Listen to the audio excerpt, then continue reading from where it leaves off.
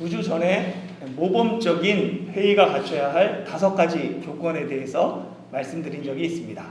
한번 보면 첫 번째는 안건이었죠. 안건이 분명해야 합니다. 그래서 안디옥 공의회는 이방인의 할례라는 분명한 안건을 가지고 소집되었습니다. 두 번째는 토의입니다. 그래가지고 이방인의 할례를 받아야 한다라고 주장하는 사람들과 그것에 반대하는 사람들의 그 토론이 있었고 많은 변론이 오고 갔습니다. 세 번째는 권고입니다. 그래서 전문가의 조언을 들었는데 베드로의 권고가 있었습니다. 그리고 네 번째는 결정입니다. 그 공의회의 의장격인 야고보가 이방인은 할례를 받지 않아도 되고 4가지를 멀리하라고 편지하는 것이 좋겠다라고 제안하고 공의회가 그 일을 결정합니다. 5번째는 공고입니다. 그래서 이 결정된 사항을 알리는 것, 이것이 공고죠. 오늘 본문이 공고에 해당합니다. 그래가지고 함께 22절 말씀 볼까요?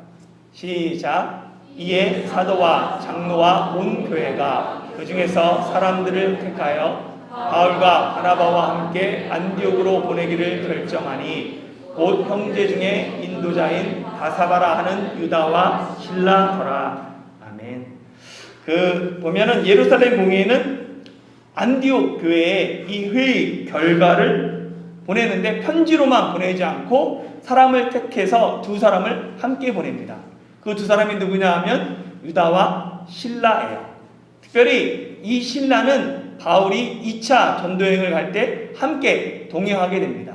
그리고 바울의 편지에 보면 실루아노라고 되어 있어요. 그래서 실라의 노마식 이름이 실루아노라서 같이 편지에도 자주 등장하는 사람입니다.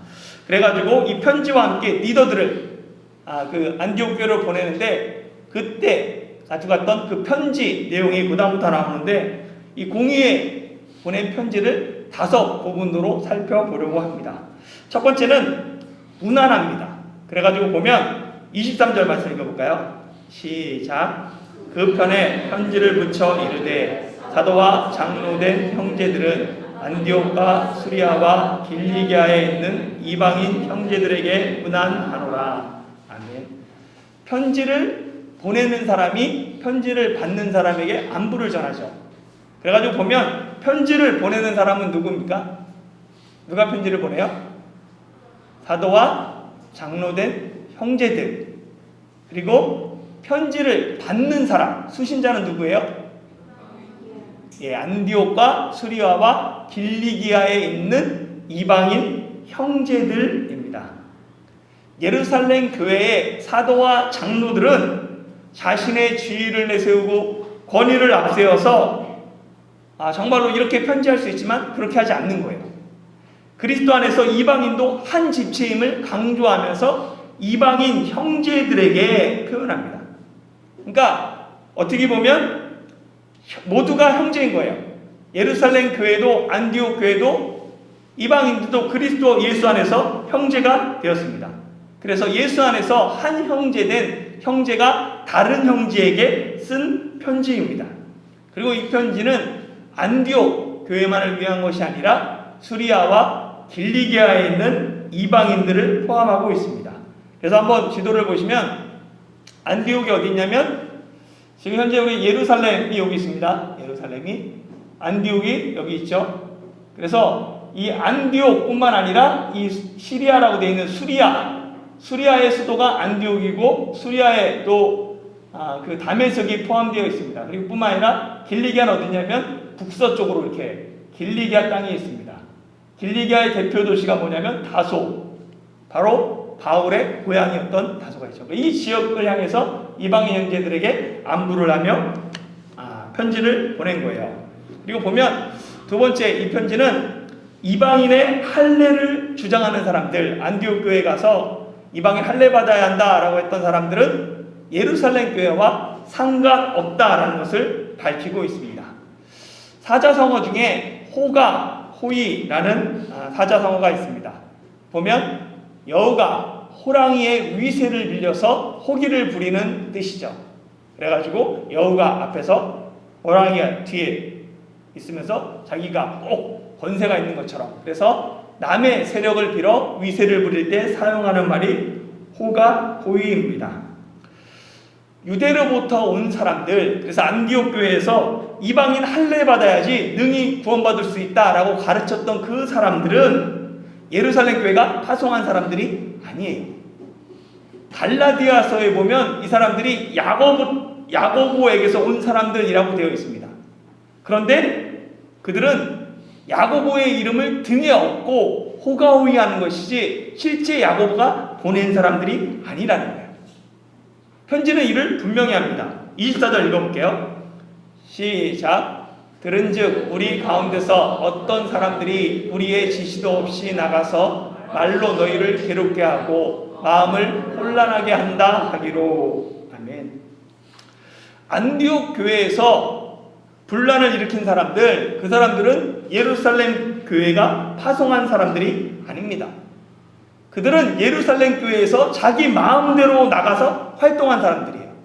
그래서 이 본문에 보면, 원어에 보면 먼머로부터 밖으로 하는 에클레시아 할 때 에크라는 그 단어가 포함되어 있습니다.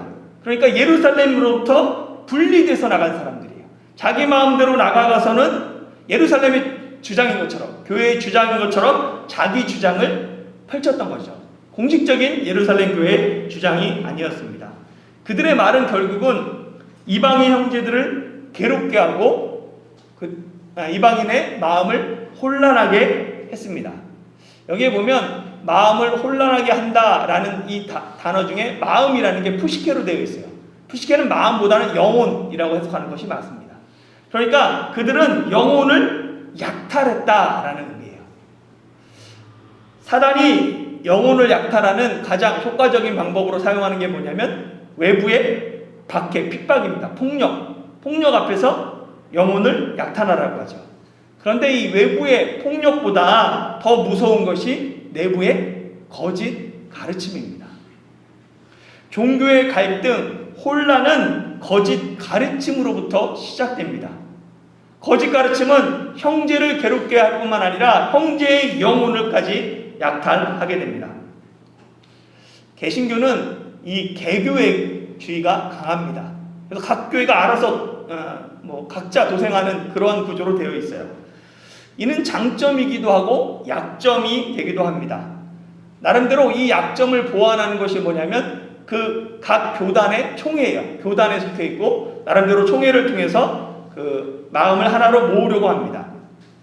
9월에는 한국에서 각 교단 총회가 있는 달이에요. 이번 총회 여러 이슈들 중에서 핵심적인 쟁점이 되는 이슈 하나가 정가훈 목사 이단에 관한 것입니다. 2월 코로나 확산의 진원지였던 신천지는 한국교회가 이미 이단으로 결정했었어요. 결의했어요. 그렇기 때문에 교회가 신천지를 형제로 인정하지 않습니다. 그런데 사랑제일교회는 개신교회의 한 교회예요. 그래서 지난주에 제가 설교 드렸던 것처럼 비록 의견 차이가 있어도 그들이 형제이기 때문에 이 일을 병가지 상사 삼아 한국교회를 새롭게 하는 계기가 되기 위해서 함께 기도했던 거예요. 그런데 만일 9월 총회에서 정강훈 목사와 사랑제일교회를 이단으로 결정한다면 교회는 더 이상 그들의 편에 서지 않아도 됩니다. 그들은 교회에 상관없이 자기 마음대로 나가서 자기 주장을 하는 사람들이니까요. 신천지가 잘못됐을 때 교회가 대신 사과하나요? 사과하지 않습니다. 상관없는 이단이고 우리와 상관없기 때문에. 마찬가지죠. 사랑제일교회가 이단으로 결정되면 교회는 분명하게 그들에게 선을 그어야 합니다. 사실 그들은 이미 많은 형제를 괴롭게 했으며 형제들의 마음을 혼란하게 했습니다. 그들의 영혼을 약탈했어요. 사실 이게 이단 결정하는 게 쉬운 결정은 아닙니다. 그러나 힘들어도 이번 총회에서 분명하게 결정을 해야 돼요. 이단으로 결정해서 선을 긋든가 아니면 개신교의 한 모습으로 인정해서 함께 회개하며 한국교회를 새롭게 하는 계기로 삼든가 각 교단은 분명하게 결정했으면 좋겠습니다. 그리고 그렇게 될 수 있도록 함께 기도해야 합니다. 세 번째는 바울과 바나바와 함께 유다와 실라를 파송한다라고 얘기를 해요. 같이 한번 25절부터 27절 읽어보겠습니다. 시작. 사람을 택하여 우리 주 예수 그리스도의 이름을 위하여 생명을 아끼지 아니하는 자인 우리가 사랑하는 바나바와 바울과 함께 너희에게 보내기를 만장일치로 결정하였노라. 그리하여 유다와 실라를 보내니 그들도 이 일을 말로 전하리라. 아멘. 예루살렘 교회가 바울과 바나바와 함께 유다와 실라를 보내는 이유는 혹시라도 바나바와 바울이 편지를 갖고 갔는데 그 편지를 의심하고 바나바와 바울을 오히려 공격할까 염려되었기 때문입니다.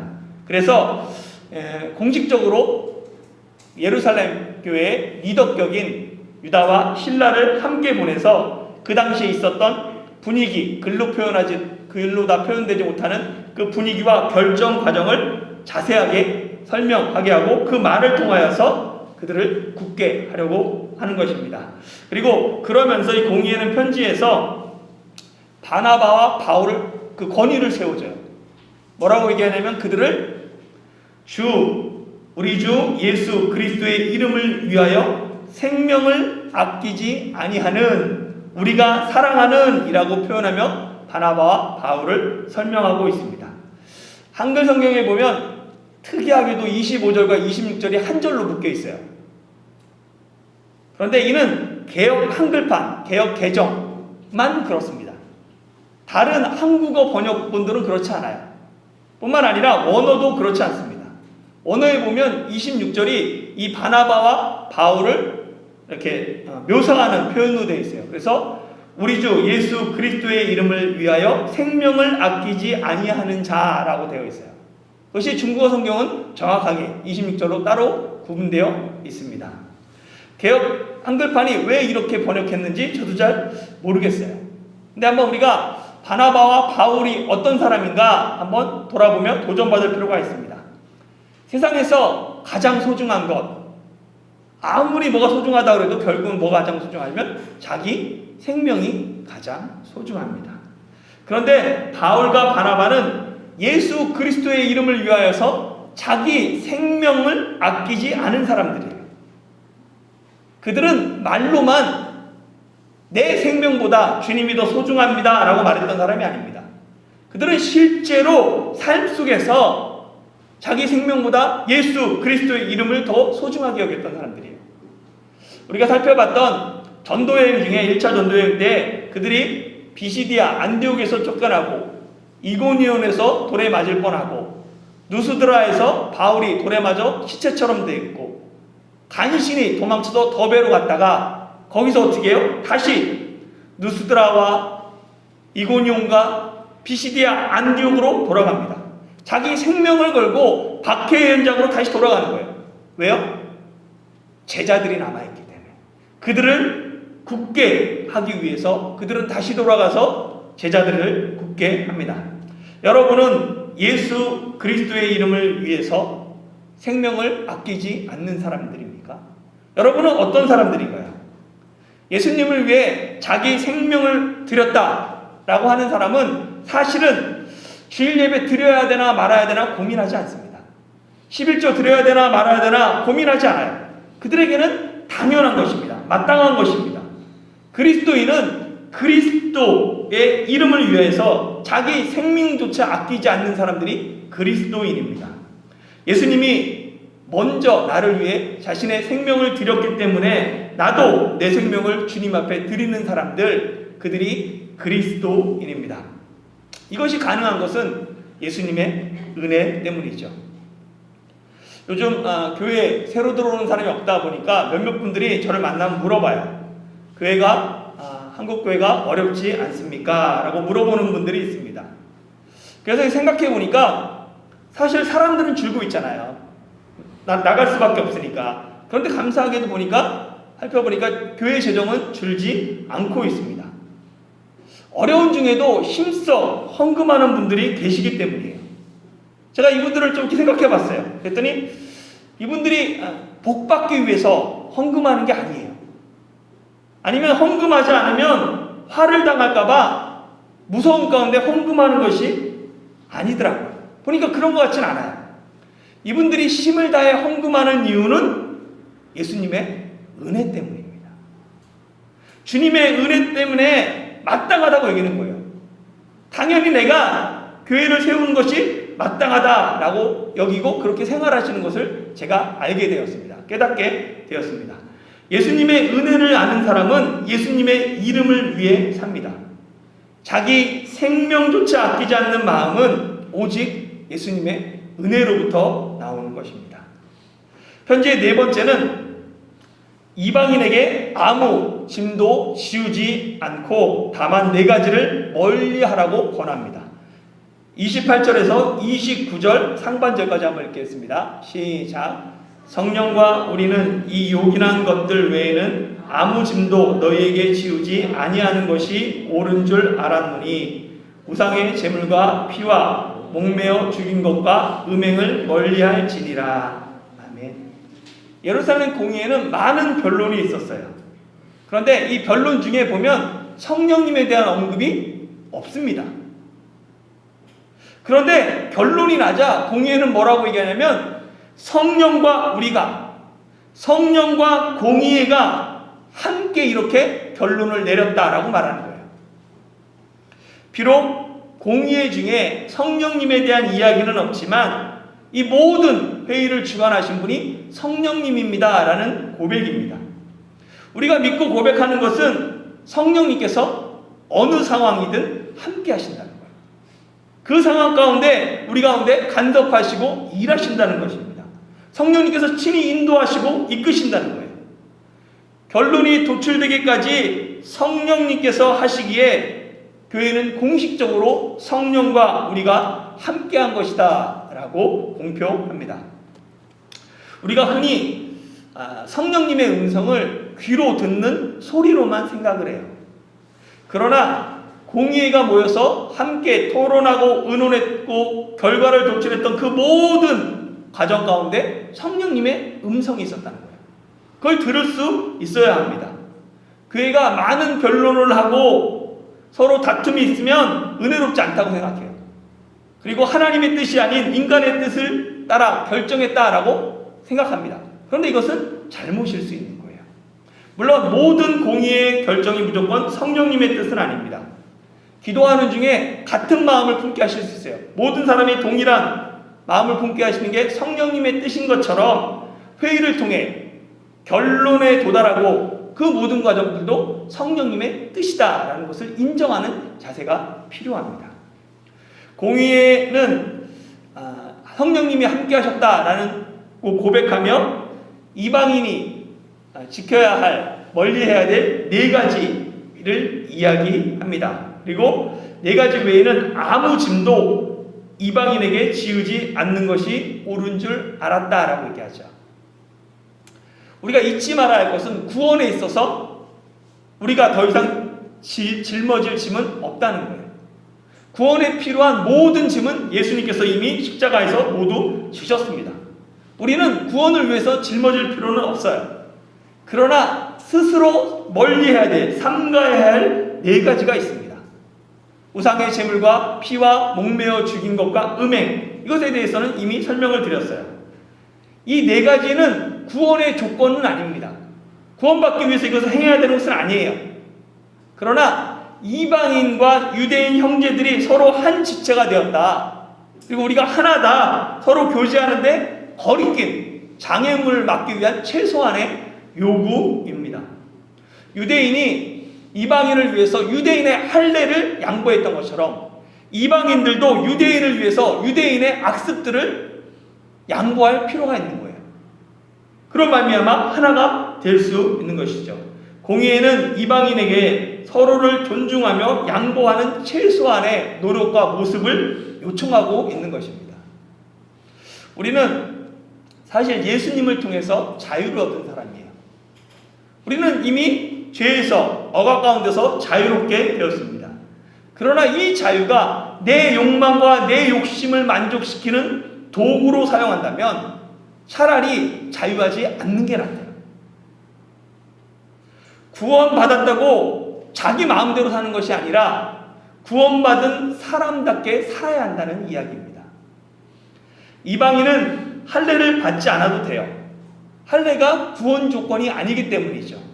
그러나 구원받은 사람은 최소한 구별된 삶은 살아야 합니다. 이전과 다른 사람을 살아야 되는 거예요.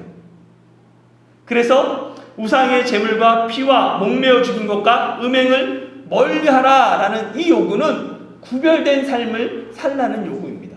예전과 다른 삶을 살라는 거예요. 많은 사람들이 구원받고 다 이뤘다고 생각해요. 그렇지 않습니다. 구원은 시작이에요. 우리가 하나님 앞에 어떤 삶을 살아갈 것인가, 성화의 과정을 걸어가야 합니다. 무엇보다 그리스도인의 구별된 삶, 그 최종적인 모습이 이웃사랑입니다. 갈라디아서 5장 13절에서 14절 한번 보겠습니다.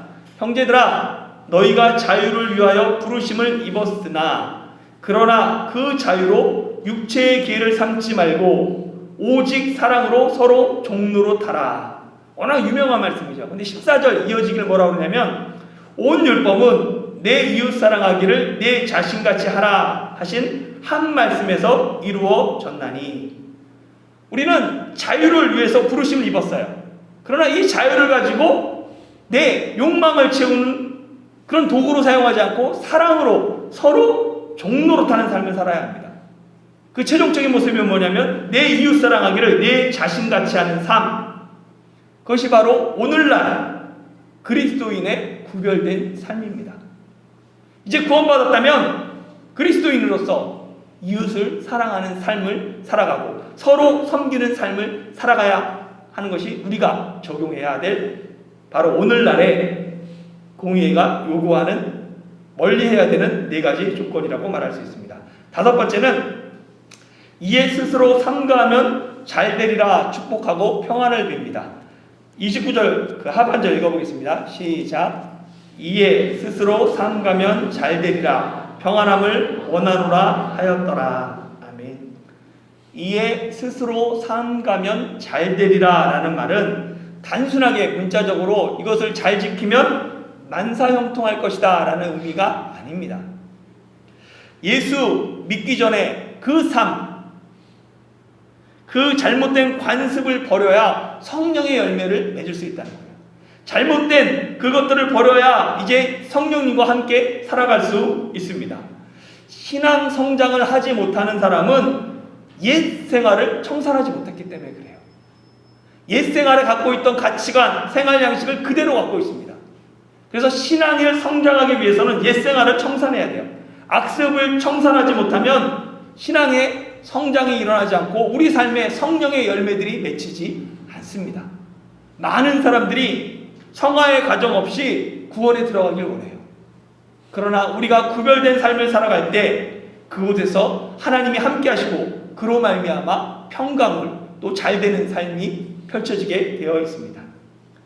예루살렘 공의회가 안디옥 교회에 보내는 글은 보면은 문안으로 시작해서 평안으로 마치고 있어요. 이것은 전형적인 편지의 당시 통용되던 편지의 형식입니다. 예루살렘 공의회는 안디옥 교회에 이 공의회 판결문, 회의록을 보낸 것이 아니라 사랑의 편지를 보냈습니다. 자신의 신분이나 권한을 내세우기보다 정중한 편지를 통해 유대인이나 이방인이나 그리스도 안에서 교회가 한 몸이다 라는 것을 실제로 보여주었습니다. 인간의 눈에는 큰 교회도 있고 작은 교회도 있습니다. 장로교회도 있고 감리교회도 있고 여러 교단의 교회도 있죠. 한국교회도 있고 대만교회도 있습니다. 이런 구분은 인간의 구분일 뿐입니다. 세상의 모든 교회는 그리스도 안에서 한 몸이에요. 거룩하고 보편적이며 사도로부터 이어져 내려온 하나의 교회만이 있을 뿐입니다. 사랑하는 성도 여러분, 안디옥 교회에는 이방인의 할례 문제로 교회 안에 다툼과 변론이 있었습니다. 그러나 예루살렘 공의회가 보낸 편지를 읽고 안디옥 교회가 그 위로한 말에 기뻐하며 공회가 파송한 유다와 실라가 여러 말로 형제들을 권면할 때 굳게 되었습니다. 다툼과 변론이 변하여서 기쁨과 굳게함으로 변화되었습니다. 그리고 이 과정을 통해 예루살렘 교회는 구원의 진리가 무엇인가? 그 진리를 확립하게 되었고, 안디옥 교회는 기쁨을 회복하고 굳게 서는 계기가 되었습니다. 뿐만 아니라 복음은 이방인을 넘어 유대인을 넘어 이방인에게로 자유롭게 확장될 수 있는 발판을 마련했습니다. 위기를 기회로 변화시키는 하나님, 그 하나님 안에서 2020년 9월도 승리하는 저와 여러분들이 되시길 예수님의 이름으로 축원합니다.